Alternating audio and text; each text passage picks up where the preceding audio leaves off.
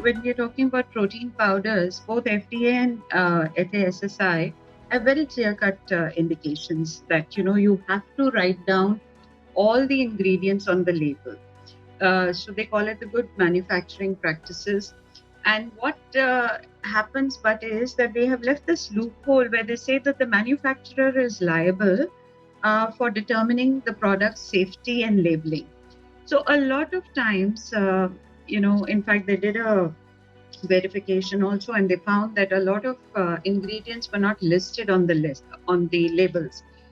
One of those ingredients may not be suitable for a consumer. What are you really consuming? Are you Right. taking shortcuts? Are you taking steroids? Are you taking synthetic protein?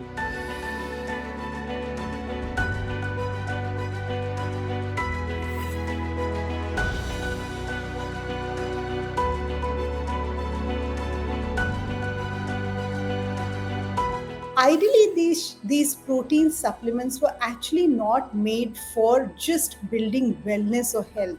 They were more targeted at people who are chronically ill. A patient who's in an ICU and cannot eat well, then you substitute him it with a protein powder. Later, somehow people thought that if they eat protein, they will have more muscle and more strength, and they'll become stronger.